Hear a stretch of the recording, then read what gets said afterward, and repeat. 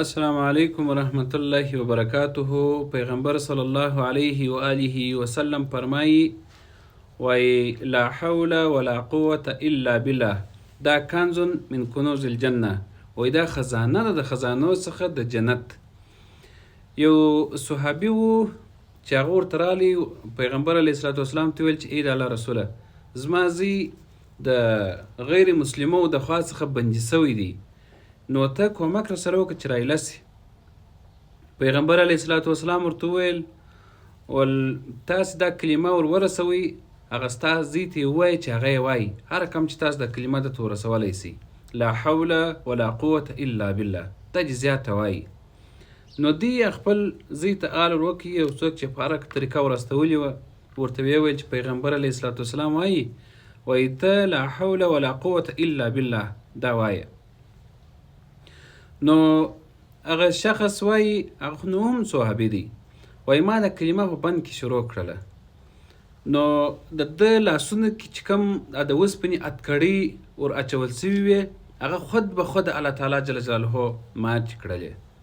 لا حول ولا قوة الا بالله کې ډېر زیات حکمت دی. نو هغه اتکړۍ ماتې سولې، یا هغه ولچک چې و په لاس کې هغه مات سوله. دی وایي زه راولاړ سولم، را رهي سوم. نو کوم وخت چې کور ته راورسېدی، په کور کې غږ وسو چې دروازه ټکېږي. نو ځینو خلکو وویل پلانکی به دا کوم چې بندي دی دغه شخص یادوي. هغه پلار یې وویله چې هغه خو چیرې دی، هغه به چیرې راسي. نو زموږ خلک داسې د افسوس کلمه لري چې هغه خو نو د تورو تنبو شاته دی، دغه الفاظ یې وکاروله. نو بیا غږ وسو چې یا هغه ستا زوی راغلی دی، الله تعالی جل جلاله رایله کړي. وایي چې ویې کتله هغه د ده زوی راغلی دی، هغه رایله سوی دی، او د ځان سره یې پسونه هم راوستلي دي، یا مالونه چونکې پسو ته هم ویل کېږي، بزو ته هم ویل کېږي، او اوښانو ته هم ویل کېږي. نو دا یې راوستلي وه، دا هم د هغو څخه راوستلي دي. نو دوی ول ته څنګه رایله سولې؟ ول کومې کلمات چې پیغمبر علیه الصلاة والسلام تاسو ته ښولې وې او تاسو در ما پر راورسولې، هغه کلمې ما ویلې، الله تعالی زما لاسونه را خلاص کړل، خود به خود هغه اتکړۍ په لاسو کې ماتې سولې.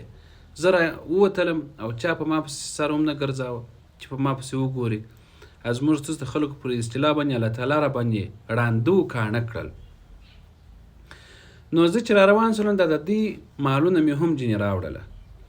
نو بیا د پیغمبر علیه الصلاة والسلام څخه سوال وسو چې دغه پسونه و مالونه دا زموږ ته رواج که نه؟ اوس ګور د حربي کافر سره، هغه څوک چې تا سره په جنگ اخته یي، په جنگ سره مبتلا یي، نو د هغو مال اخیستل جایز دي، هغه غنیمت دی. او هغه کافر چې هغه ذمي وي، نو د هغه څخه مال اخیستل بیا ګناه ده، د هغه څخه باید څوک شی وانخلي. نو اوس که چیرې موږ او تاسې هم یو داسې یو کار مو وي چې هغه کار باید الله تعالی جل جلاله سر ته ورسي، نو دا کلمه دې وایو، لا حول ولا قوة الا بالله. پیغمبر علیه الصلاة والسلام اعتیادات نه دی ښولی، خو بعضې علما وایي که چیرې د هر ډول سخت کار دپاره لا حول ولا قوة الا بالله د ماښام د لمانځه څخه وروسته وویل سي 500 ځله، الله تعالی جل جلاله به هغه د دغه شخص کوم سخت حاجت چې وي، هغه به انشاءالله د الله تعالی جل جلاله په فضل سره سر ته ورسیږي. السلام علیکم ورحمت الله وبرکاته.